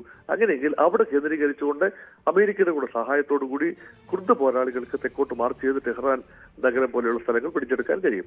അപ്പോഴും അമേരിക്കയുടെ സൈന്യം നേരിട്ട് ഇറാന്റെ മണ്ണിൽ പ്രവേശിച്ച് യുദ്ധം ചെയ്യുക എന്നത് അപ്പോൾ പോലും അസാധ്യമാണ്. കാരണം ഇറാന്റെ തെക്ക് കൂടിയാണ് ആക്രമണം വരേണ്ടത്. അവിടെ പേർഷ്യൻ ഗൾഫ് മേഖലയോട് ചേർന്ന് അഭിമുഖമായി കിടക്കുന്നത് സാഗ്രോസ് മൗണ്ടൻ നിരകളാണ്. ഈ സാഗ്രോസ് മൗണ്ടൻ നിരകൾ കടന്നു വേണം ഇറാന്റെ പീഠഭൂമിയിലേക്കും ഇറാന്റെ വലിയ മരുഭൂമിയിലേക്കും പോകാൻ. അതൊക്കെ വടക്കാണ്. ഏറ്റവും വടക്ക് ഭാഗത്തിന് അടുപ്പിച്ചാണ് ടെഹ്റാൻ നഗരവും പ്രധാനപ്പെട്ട നഗരങ്ങളും. ഇറാന്റെ വടക്കും വടക്ക് പടിഞ്ഞാറും ഭാഗങ്ങളിലാണ് ഏറ്റവും വലിയ ജനവാസ മേഖല. അവിടേക്ക് എത്തിപ്പെടണമെങ്കിൽ തെക്ക് നിന്നുള്ള ആർമി കയറ്റം വളരെ ബുദ്ധിമുട്ടാകും. അതുകൊണ്ടാണ് ഒരു കരയുദ്ധത്തിലേക്ക് വലിച്ചിഴക്കപ്പെടാൻ ഒരു രീതിയിലും അമേരിക്ക ആഗ്രഹിക്കില്ല. മറ്റ് മാർഗങ്ങളിലൂടെ ആഗ്രഹിക്കുന്ന ഒരു ഭരണകൂടം വരും എന്ന പ്രതീക്ഷയിൽ അമേരിക്ക നിൽക്കുന്നു എന്നതും നമുക്ക് നോക്കി കാണാവുന്നതാണ്. Right, thank you so much doctor Mohan Varghese. അദ്ദേഹമാണ് ഇക്കാര്യങ്ങൾ വിശദമായി പറഞ്ഞത്. എന്തായാലും സാഹചര്യം അതിരൂക്ഷമാണ്. അജയ് സുതാപിച്ചു തുടരുന്നുണ്ട് എന്നാണ് മനസ്സിലാക്കുന്നത് ന്യൂസ് ഡെസ്കിൽ നിന്ന്. അജയ്, ഇപ്പോൾ ഡോക്ടർ മോഹൻ വർഗീസ് പറഞ്ഞതുപോലെ അവിടെ ഒരു നേതൃമാറ്റം അത് അമേരിക്ക കരുതും പോലെ എളുപ്പമൊന്നുമല്ല. അത് അവിടെ ഒരു പ്രതിപക്ഷമില്ല, അത് തന്നെ പ്രധാനപ്പെട്ട കാര്യം. ഇനി ഒരു ഭാവിയിൽ ഉരുത്തിരിഞ്ഞു വരുന്ന ഒരു നേതൃത്വത്തിലേക്ക് എത്തി അവരുമായുള്ള ഡീലിംഗ് വഴി വരണമെങ്കിൽ പോലും അതിനും ഒരു സമയം, സാവകാശമൊക്കെ വേണ്ടിവരും. ഏകപക്ഷീയമായിട്ട് ഞങ്ങളുടെ ലക്ഷ്യം നിറവേറി എന്നുള്ള ഒരു പ്രഖ്യാപനത്തോടുകൂടി പിന്മാറുക, അതിനപ്പുറത്തേക്ക് ബാക്കി പിന്നീട് എന്ന് വെക്കേണ്ടി വരും എന്നാണ് വിലയിരുത്തുന്നത് വിദഗ്ധരെല്ലാവരും. ഇതിനിടയിലാണ് അജയ് ഈ ഒരു ഡ്രോൺ കാരിയറായിട്ടുള്ള ഒരു ഷിപ്പ് അമേരിക്ക തകർക്കുന്ന ദൃശ്യങ്ങളൊക്കെ ഇപ്പോൾ പുറത്തുവിട്ടിട്ടുണ്ട്. ഇറാൻ്റെ ഒരു ഡ്രോൺ കാരിയർ. അപ്പോൾ ഈ തരത്തിൽ അമേരിക്ക അവിടെ ആക്രമണങ്ങൾ തുടരുന്നുണ്ട്, പക്ഷേ ഇറാൻ്റെ ആക്രമണം കുറയുകയും ചെയ്തിട്ടുണ്ട്. മരണസംഖ്യ അത് ഏതറ്റം വരെ എത്തി, അതായത് വലിയ തോതിൽ ഉയരുന്നു എന്നുള്ള ആശങ്കയുണ്ടത്. തീർച്ചയായിട്ടും ഇപ്പോൾ ഇറാനിലുള്ള മരണസംഖ്യ ഔദ്യോഗിക കണക്കുകൾ പ്രകാരം 1230 ആയതായിട്ടാണ് സൂചന. ഇത് ഇന്നലെ വൈകുന്നേരം, ഇന്ത്യൻ സമയം വൈകുന്നേരത്തോടെ വന്ന കണക്കാണ്. പുതിയ മരണസംഖ്യ അപ്ഡേറ്റ് ചെയ്തിട്ടില്ല.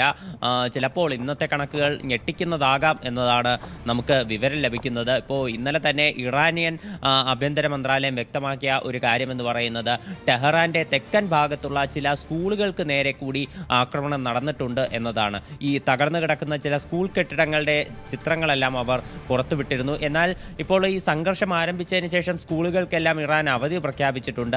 അപ്പോൾ ഈ സാഹചര്യത്തിൽ ഈ നാശനഷ്ടം ഉണ്ടായെങ്കിൽ തന്നെ മറ്റ് ആളപായം ഉണ്ടാകാനുള്ള സാധ്യതകൾ കുറവാണ്. മറ്റ് പുതിയ മരണസംഖ്യയുടെ കണക്ക് അത് ഉടൻ തന്നെ ഇന്ന് രാവിലെ തന്നെ അവരുടെ ആരോഗ്യ വിഭാഗം പുറത്തുവിടും എന്നതാണ് പ്രതീക്ഷ.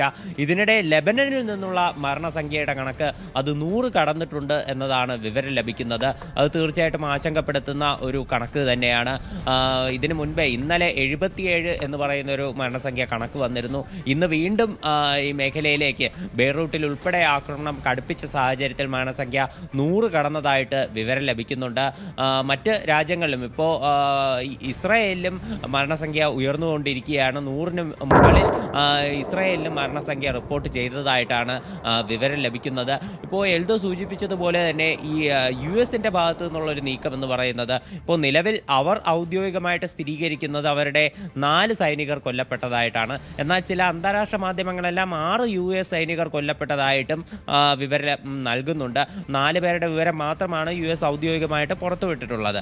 ഇപ്പോൾ ഈ ഒരു ആക്രമണത്തിൻ്റെ ഒരു കാര്യമെന്ന് പറയുന്നത് ഇപ്പോൾ നേരത്തെ പറഞ്ഞതുപോലെ തന്നെ ഇത്തരത്തിൽ ഇറാനിയൻ കപ്പലുകൾക്കും ഡ്രോൺ കാരിയറുകൾക്കും അതുപോലെ തന്നെ മിസൈൽ കാണുന്നതാണ് അജയ് ആ ദൃശ്യങ്ങൾ. അതായത് ഇറാന്റെ ഡ്രോൺ കാരിയർ തകർക്കുന്ന വിഷ്വൽസ് ആണ്. അമേരിക്ക പുറത്തുവിട്ടതാണ്. അതാണ് ഡ്രോൺ കാരിയർ തകർക്കുന്നത്.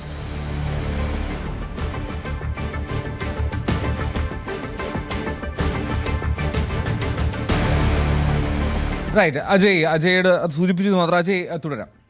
ഓക്കെ, അപ്പോൾ ഇത്തരത്തിൽ ഈ ഒരു ഇറാൻ്റെ ഈ യുദ്ധ ഫെസിലിറ്റികൾ അത് കൂടുതലായിട്ട് തകർത്തതിന് ശേഷം മറ്റ് ഒരു US തീർച്ചയായിട്ടും അവകാശപ്പെടാൻ പോകുന്നത് കഴിഞ്ഞ വർഷത്തിന് സമാനമായി തന്നെ ഇറാൻ്റെ എല്ലാ ആണവ ശേഖരങ്ങളും അതുപോലെ തന്നെ മിസൈൽ ഫെസിലിറ്റികളും നശിപ്പിച്ചു എന്നതായിരിക്കും. പക്ഷേ കഴിഞ്ഞ വർഷം 12 ദിവസം യുദ്ധം നീണ്ടതിന് ശേഷം ഇത്തരത്തിൽ ഇറാൻ്റെ എല്ലാ ഈ ഒരു ആണവ സംവിധാനങ്ങളും മിസൈൽ സംവിധാനങ്ങളും നശിപ്പിച്ചു എന്ന് US അവകാശപ്പെട്ടതിന് ശേഷം ഈ വർഷം അവർ വീണ്ടും അവിടെ ആണവ സംവിധാനങ്ങൾ ഉണ്ടാക്കുന്നു, അതുപോലെ തന്നെ മിസൈൽ ഡെവലപ്പ് ചെയ്യാൻ ശ്രമിക്കുന്നു എന്നതെല്ലാം ആരോപിക്കുകയുണ്ടായി. ഇത്തവണ വീണ്ടും ഇതേ ആരോപണങ്ങൾ ഉന്നയിച്ചുകൊണ്ട് തന്നെ ആക്രമണം നടത്തുകയും ചെയ്തു.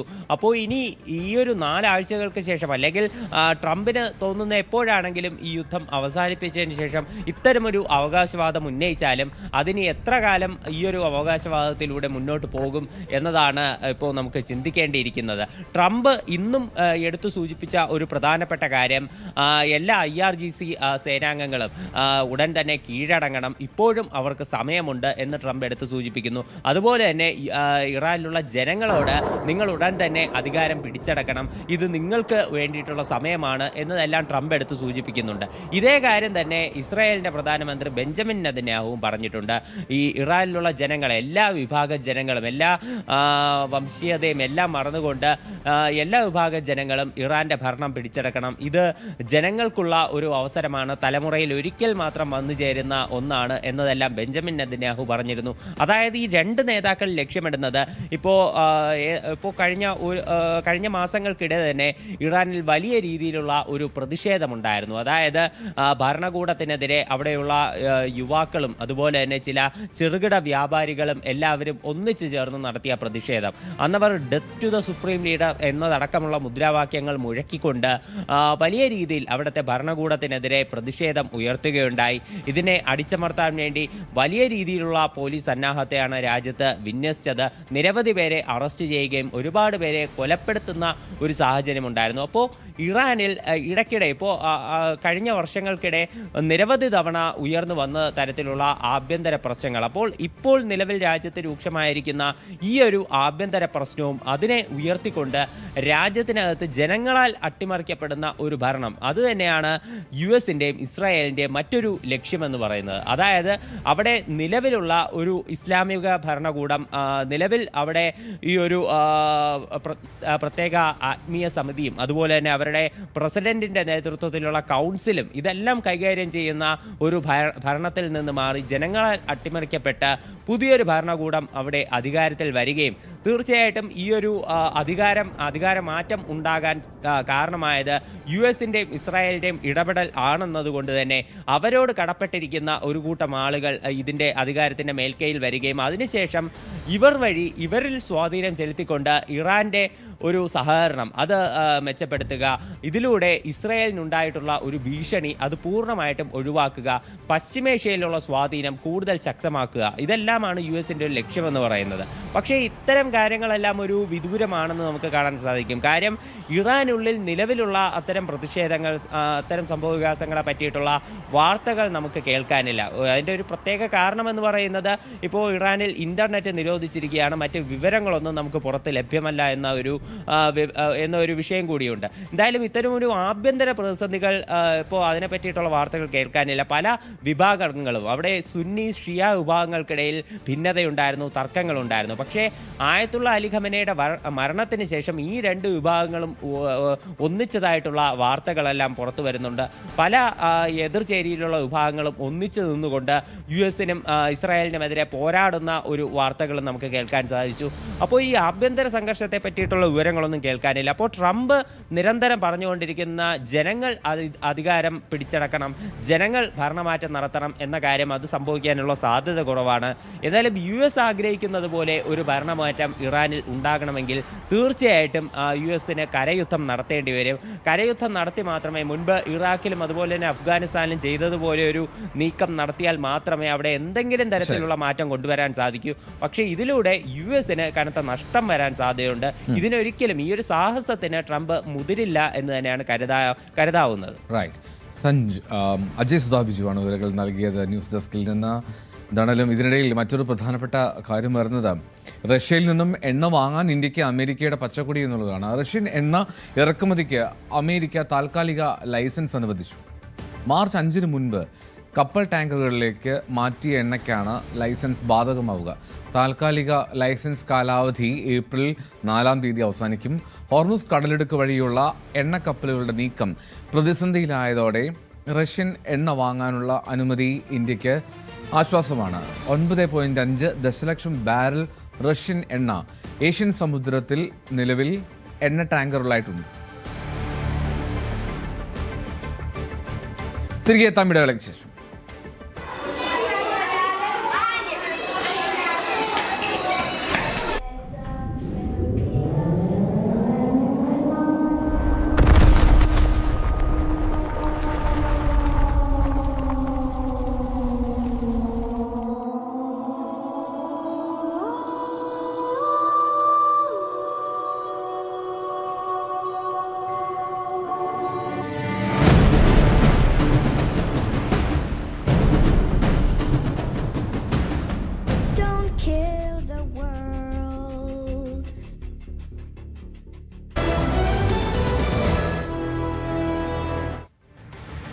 രാവിലെ തുടരുകയാണ്.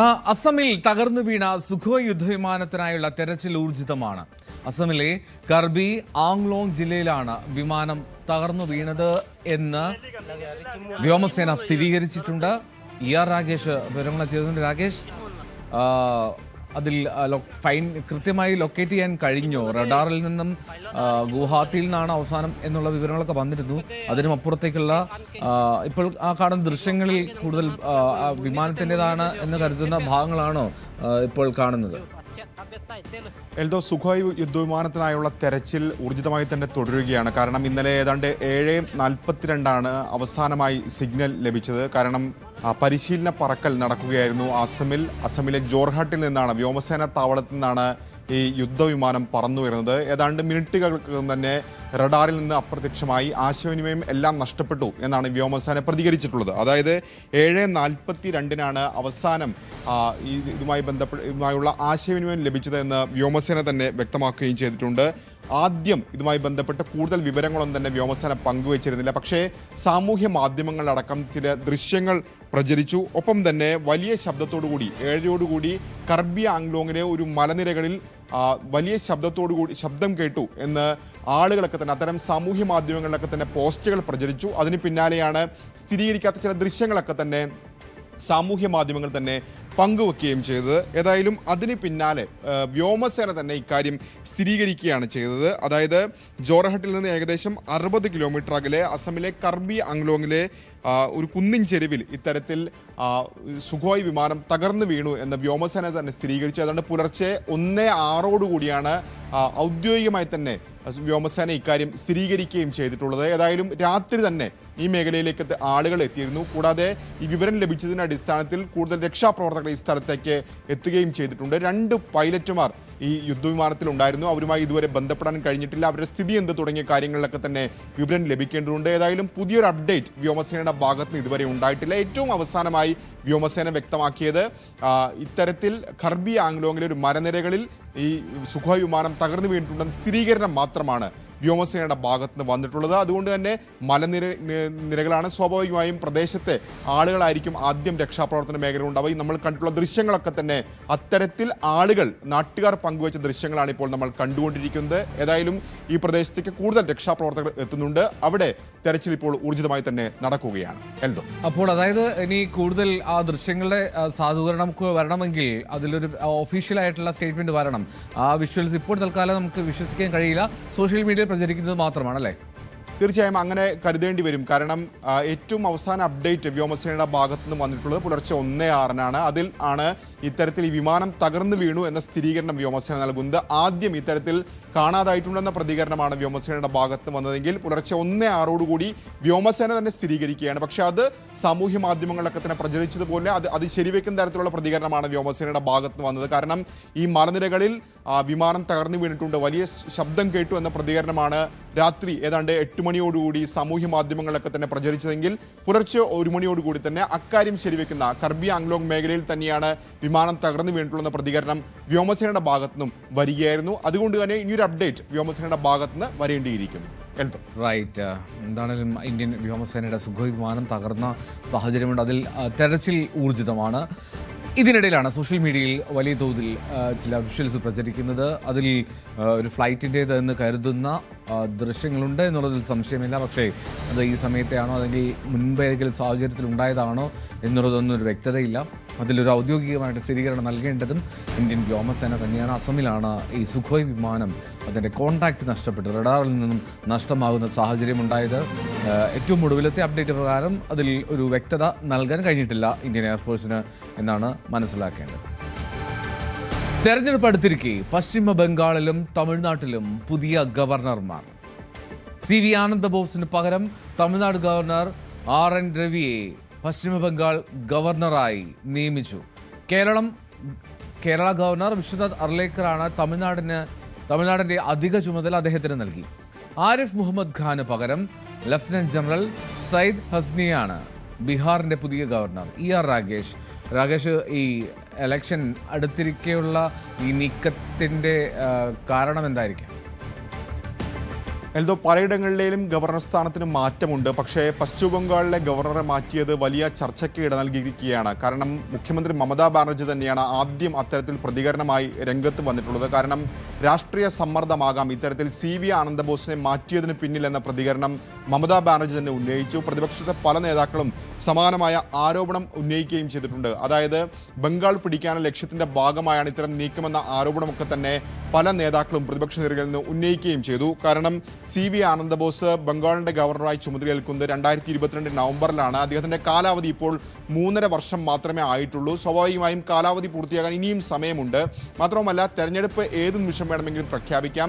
പ്രത്യേകിച്ച് 10-ാം തീയതിക്ക് ശേഷം ഏത് നിമിഷവും തെരഞ്ഞെടുപ്പ് പ്രഖ്യാപിക്കുമെന്ന സ്ഥിതി നിൽക്കെ ഗവർണറെ മാറ്റിയത് പ്രത്യേകിച്ച് ബംഗാളിലെ സർക്കാർ അടക്കം മമതാ ബാനർജി വലിയ തോതിൽ ആയുധമാക്കുന്നുണ്ടെന്ന് എന്നുള്ളതാണ് ഏറ്റവും പ്രധാനപ്പെട്ട കാര്യം. കോൺഗ്രസും സമാനമായ ചോദ്യങ്ങളൊക്കെ തന്നെ ഉന്നയിക്കുകയും ചെയ്തിട്ടുണ്ട്. മാത്രവുമല്ല, CV ആനന്ദബോസിന് പകരം അവിടെ ചുമതല നൽകുന്നത് തമിഴ്നാട് ഗവർണറായിട്ടുള്ള N രവിക്കാണ് ചുമതല നൽകുകയും ചെയ്തിട്ടുള്ളത്. തീർച്ചയായും അദ്ദേഹം തമിഴ്നാട് സർക്കാരുമായി നിരന്തരം പോരടിക്കുന്ന ഒരു ഗവർണറായിരുന്നു അദ്ദേഹം. അതുകൊണ്ട് തന്നെ അദ്ദേഹത്തെ നിയമിക്കുന്നത് കൃത്യമായ രാഷ്ട്രീയ ലക്ഷ്യത്തോടെ കൂടിയുള്ള ആരോപണം എന്നാണ് ഇപ്പോൾ തീർച്ചയായും പ്രതിപക്ഷ പാർട്ടികളും തൃണമൂൽ കോൺഗ്രസും ഒക്കെ തന്നെ ആരോപിക്കുകയും ചെയ്യുന്നത്. CV ആനന്ദബോസിന്റെ അടുത്ത ചുമതല എന്തെന്ന കാര്യം വ്യക്തമല്ല. തീർച്ചയായും ചില അഭ്യൂഹങ്ങളൊക്കെ തന്നെ നിയമസഭാ തെരഞ്ഞെടുപ്പിൽ മത്സരിച്ചേക്കുമെന്ന ചില അഭ്യൂഹങ്ങളൊക്കെ തന്നെ ഉണ്ടെങ്കിൽ പോലും അത്തരം കാര്യങ്ങളിൽ സ്ഥിരീകരണമൊന്നും തന്നെ ഇതുവരെ ഉണ്ടാവുകയും ചെയ്തിട്ടില്ല. പക്ഷേ തൃണമൂൽ കോൺഗ്രസ് ഇത് വലിയ തോതിൽ ആയുധമാക്കുന്നുണ്ട് എന്ന കാര്യത്തിൽ സംശയമില്ല. കാരണം ഇന്നലെ ഔദ്യോഗികമായ പ്രഖ്യാപനം വരുന്നതിന് തൊട്ടു മുമ്പ് തന്നെയാണ് ഇത്തരത്തിൽ മമതാ ബാനർജി തന്നെ സാമൂഹ്യ മാധ്യമങ്ങളിലൂടെ തന്നെ ഈ നടപടിയൊക്കെ തന്നെ ചോദ്യം ചെയ്തത്. മാത്രവുമല്ല, താനുമായി കൂടിയാലോചിക്കാതെയാണ് പുതിയ ഗവർണർ നിയമനം എന്നടക്കമുള്ള കാര്യങ്ങളും മമതാ ബാനർജി ഉന്നയിക്കുകയും ചെയ്തിട്ടുണ്ട്. അപ്പോൾ തീർച്ചയായും ഇന്നും അത്തരത്തിലുള്ള പ്രതികരണങ്ങൾ തൃണമൂൽ കോൺഗ്രസിന്റെ ഭാഗത്തുനിന്നുണ്ടാകുമെന്ന കാര്യത്തിൽ സംശയമില്ല. ഏതായാലും മറ്റിടങ്ങളിൽ കൂടി ഗവർണർമാർക്ക് മാറ്റം ഉണ്ടായിട്ടുണ്ട്.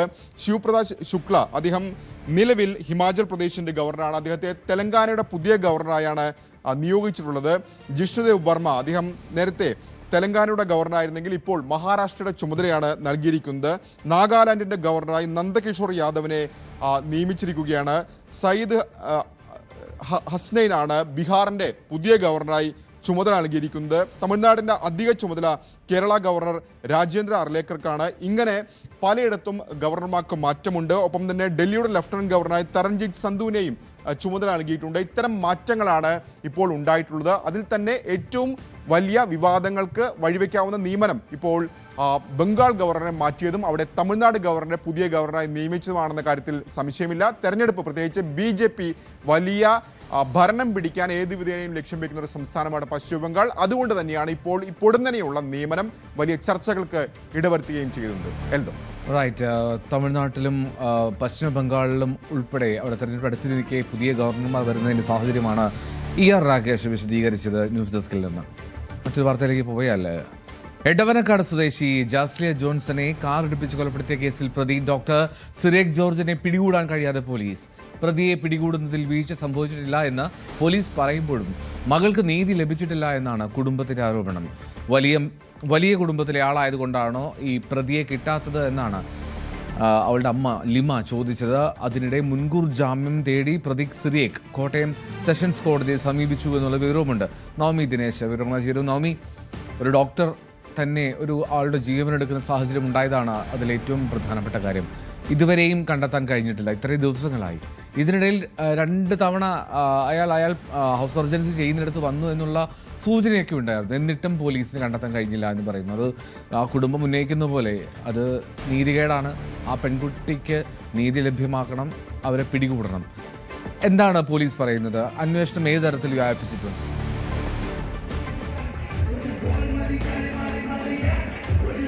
എൽദോ, തന്റെ പൊന്നുമകളെ നഷ്ടപ്പെട്ട വേദനയിലാണ് ആ അച്ഛനും അമ്മയും. അതോടൊപ്പം തന്നെ തന്റെ സഹോദരിയെ നഷ്ടപ്പെട്ട വേദനയിലാണ് ആ സഹോദരനും. അതിനേക്കാൾ ഇരട്ടി വേദനയാണ് അവർക്ക് ആ മകൾക്ക് ഇതുവരേക്കും നീതി തേടിയില്ല, അല്ലെങ്കിൽ നീതി ലഭിച്ചില്ല എന്നുള്ളൊരു വേദന. ഇന്നലെ ആ മാതാപിതാക്കൾ മാധ്യമങ്ങളെ കണ്ടപ്പോൾ അത് തന്നെയാണ് ആവർത്തിച്ചത്. പോലീസിന്റെ ഭാഗത്തു നിന്നും വലിയ തരത്തിലുള്ള ഒരു വീഴ്ച സംഭവിച്ചു. അത് തുടക്കം മുതൽ തന്നെ ഈ അപകടം സംഭവിച്ചതിന് ശേഷം അങ്കമാലി പോലീസ് സ്റ്റേഷനിലെത്തിയ ഈ പെൺകുട്ടിയുടെ സഹോദരനോടും സുഹൃത്തുക്കളോടും വളരെ മോശമായിട്ടുള്ള രീതിയിലായിരുന്നു പോലീസിന്റെ ഭാഗത്തു നിന്നുമുള്ള ഇടപെടൽ. അവർക്ക് ഈ പ്രതിയെ പിടികൂടിയില്ല, അല്ലെങ്കിൽ ഡോക്ടറിനെ കുറിച്ചുള്ള വിവരങ്ങൾ തേടിയപ്പോൾ ഒന്നും തന്നെ നൽകുവാൻ പോലീസുകാർ സമ്മതിച്ചിരുന്നില്ല. പിന്നീട് അവർ തന്നെ പറയുന്നു, ഇങ്ങനെ മകളുടെ അവയവദാനം നൽകിയതുകൊണ്ട് മാത്രമാണ് ഇത് ഇത്രയും ഈ വാർത്താ പ്രാധാന്യം നേടിയത്, അന്വേഷണത്തിനായി പ്രത്യേക സംഘത്തെ രൂപീകരിച്ചത്. അതിനപ്പുറത്തേക്ക് ഈ കേസുമായി ബന്ധപ്പെട്ട് എന്താണ് കേരള പോലീസ് ചെയ്തതെന്ന് കുടുംബം ചോദിക്കുന്നുണ്ട്. പ്രത്യേക അന്വേഷണ സംഘത്തെ രൂപീകരിച്ചതൊക്കെ മാധ്യമങ്ങളിലൂടെയാണ് അറിഞ്ഞത്. ഒരു പോലീസ് ഉദ്യോഗസ്ഥൻ പോലും ഇതുവരേക്കും തങ്ങളുടെ മൊഴി രേഖപ്പെടുത്തുവാനോ അല്ലെങ്കിൽ മകളുടെ കാര്യങ്ങൾ ചോദിച്ചറിയുവാനോ ഒന്നും തന്നെ ഇങ്ങോട്ടേക്ക് വരികയോ തങ്ങളുമായി ബന്ധപ്പെടുകയോ ഒന്നും തന്നെ ചെയ്തിട്ടില്ല എന്ന് കുടുംബം പറയുന്നുണ്ട്. എന്തായാലും 6ാം ദിവസമായിട്ടും സിറിയക്കിനെ പിടികൂടാൻ കേരള പോലീസിന് കഴിയുന്നില്ല എന്ന് പറയുന്നത് വലിയ നാണക്കേടുള്ള കാര്യമാണ്. കുടുംബം ചോദിക്കുന്നത് പോലെ തന്നെ ഇത് വലിയ പണമുള്ള പൈസക്കാരനായിട്ടുള്ള ഒരു ഡോക്ടർ ആയതുകൊണ്ടാണോ, അങ്ങനെ ഒരു കുടുംബമായതുകൊണ്ടാണോ മകൾക്ക് നീതി ലഭിക്കാത്തത്? അതുകൊണ്ടാണോ ഈ പ്രതിയെ പിടികൂടാത്തതെന്നാണ് കുടുംബം ചോദിക്കുന്നത്. ഈ CCTV സംവിധാനങ്ങൾ അല്ലെങ്കിൽ അത്രയേറെ പുരോഗമിച്ച നമ്മുടെ ടെക്നോളജികൾ ഉണ്ടെങ്കിൽ പോലും എന്തുകൊണ്ടാണ് ഈ പ്രതിയെ പിടികൂടാൻ കഴിയാത്തത്? പോലീസ് പറയുന്നതനുസരിച്ച് ഇന്നലെ ASP പറഞ്ഞത് അവർക്ക് പോലീസിന്റെ ഭാഗത്ത് നിന്ന് വീഴ്ചയൊന്നും സംഭവിച്ചിട്ടില്ല, പ്രതി ഒളിവിലാണ്, ഉടനെ പിടികൂടുമെന്ന് തന്നെയാണ്. പക്ഷേ അതിലിപ്പോഴും യാതൊരുവിധ നടപടിയും ഉണ്ടായിട്ടില്ല എന്നുള്ളതാണ് യാഥാർത്ഥ്യം. അതിനിടെ ഇന്നലെ സിറിയക്ക് കോട്ടയം കോടതിയിൽ മുൻകൂർ ജാമ്യം തേടി സമീപിക്കുകയും ചെയ്തിട്ടുണ്ട്. അതിൽ ഉടനെ തന്നെ കേസ് ഫയൽ സ്വീകരിച്ചിട്ടുണ്ട്, ഹർജി ഫയൽ സ്വീകരിച്ചിട്ടുണ്ട്. ഇനി അതിന്റെ ഹർജി പരിഗണിക്കുന്ന വേളയിൽ ഇനി മുൻകൂർ ജാമ്യം നൽകുന്ന ഒരു സാഹചര്യമാണെങ്കിൽ അത് കുടുംബത്തെ സംബന്ധിച്ച് വലിയ വിഷമിപ്പിക്കുന്ന കാര്യം തന്നെയാണ്. എന്തായാലും കേരള പോലീസിനെതിരെ രൂക്ഷമായിട്ടുള്ള രീതിയിൽ തന്നെയാണ് കുടുംബം വിമർശനം ഉന്നയിക്കുന്നത്. തങ്ങളുടെ മകൾക്ക് നീതി വേണം, നിയമപരമായി തന്നെ മുന്നോട്ട് പോകുമെന്ന് കൂടിയാണ് കുടുംബം പറഞ്ഞു വെക്കുന്നത്. ജാസ്ലിയ ജോൺസൺ എന്ന 19-കാരിയുടെ മരണം, ആ മരണത്തിന് കാരണമായ ഡോക്ടർ, അദ്ദേഹം ഇപ്പോഴും ഒളിവിലാണ്. എവിടെയാണെന്നൊരു തുമ്പും പോലീസിന് കിട്ടിയിട്ടില്ല. പ്രത്യേക അന്വേഷണ സംഘം അദ്ദേഹത്തെ കണ്ടെത്തുമെന്ന് പ്രതീക്ഷിക്കാം. എന്നാൽ കുടുംബം ആഗ്രഹിക്കുന്ന പോലെ നീതി വേണം, അതാണ് പ്രധാനപ്പെട്ട കാര്യം. നവമി ദിനേശാണ് കൊച്ചിയിലും ചേർന്നത്. സംസ്ഥാനത്തെ 2ാം വർഷ higher secondary, vocational higher secondary പരീക്ഷകൾ ഇന്ന് ആരംഭിക്കുകയാണ്. 4,52,437 വിദ്യാർത്ഥികളാണ് ഇത്തവണ 2ാം വർഷ പരീക്ഷ ഹയർ സെക്കൻഡറിയിൽ എഴുതുന്നത്. വൊക്കേഷണൽ ഹയർ സെക്കൻഡറിയിൽ 1-2 വർഷങ്ങളിലായി 53,655 വിദ്യാർത്ഥികൾ പരീക്ഷ എഴുതും. ഉച്ചയ്ക്ക് ശേഷമാണ് പരീക്ഷ മാർച്ച് 28-ന് അവസാനിക്കും. രാവിലെയുടെ സമയം ഇവിടെ പൂർണ്ണമാവുകയാണ്. നല്ലൊരു ദിവസം ആശംസിച്ചുകൊണ്ട് അവസാനിപ്പിക്കുന്നു. ഇടവേളയ്ക്ക് ശേഷം പോലീസ് പട്രോൾ.